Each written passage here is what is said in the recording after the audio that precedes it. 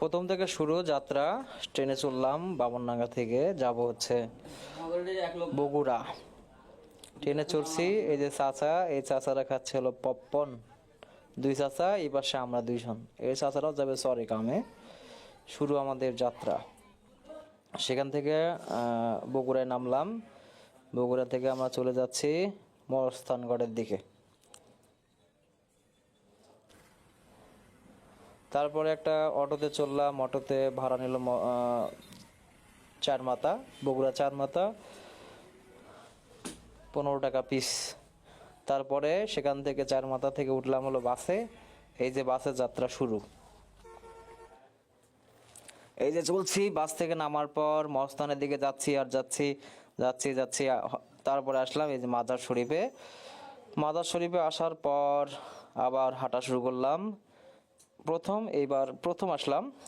এই যে চলছি ব্যাগ কলা এবং শেষমেশ আমরা একটা হোটেলে আসলাম। হোটেলে আসার পর এই দেখছেন খাচ্ছি আলু ভর্তা, ডাল, অমায়িক খাবার, লেবু আছে সাথে। যাই হোক, খাবারটা খুব ভালো লাগছে, ডালটা অনেক সুন্দর। তারপর আবার শুরু হলো রওনা। সেই মাজার সিঁড়ি বয়ে উঠতেছি আর উঠতেই আছি। আবার পেছনের দিকে তাকাই। এবার আসলাম মাজারের মেন জায়গায়। সেখানে পাগলের অভাব নাই। আবার রওনা দিলাম একটা বাড়ির খোঁজে আসলাম। যাচ্ছি। প্রথম গেট পার হওয়ার পর আবার এক বাড়িতে আসলাম। যাই হোক, ওই বাড়ির প্রথম গেট পার হওয়ার পর আরেক বাড়িতে আসলাম। আসার পর গেট খটখটাতেছি, কিন্তু নাই। ভাবতেছি যে আসবে, নাই, কোনো পাত্তা নাই। তো যাই হোক, একজন মহিলা কথা বললো।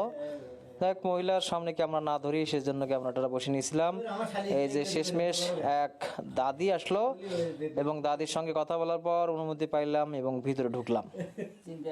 তারপর এই যে বাইস্তা সহ ব্যাগ বসকা কলা নিয়ে ঢুকলাম। এখন এই চাচি বলতেছে এখানে থাকেন। যাই একটা রুম পাইলাম। এখানে অনেকগুলো চুলা, মানে মাজারে রান্না বান্নার জন্য দেয়। যাই হোক, রুম খোলার পর পাইলাম সুন্দর একটা বিছনা। যাই হোক, একদম পাকা। এক চাচারা থাকে এখানে। আমরাও একটা পাইলাম পাটি। এরপর শুরু হলো বিছনা ঝাড়ু দেওয়ার পর আমরা আর কি রাতে শুভ। এই যে পাটি পাড়তেছে আমার ভাইস্তে। পাটি পাড়ার পর আমাদের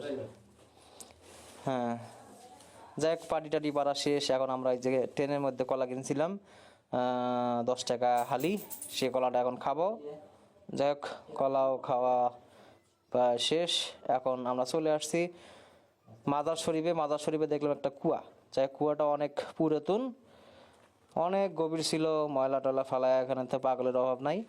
ময়লা ফালায় কুয়াটা নষ্ট করে ফেলে দিছে। যাই হোক, এখানে দেখলাম অনেক রকমের মানুষ। এই একটা দেখলাম হুক্কা, যা জীবনের প্রথম নয়, অনেকবার দেখেছিলাম, তো শেষবার দেখলাম। যাই হোক, ভালো থাকবেন, ধন্যবাদ।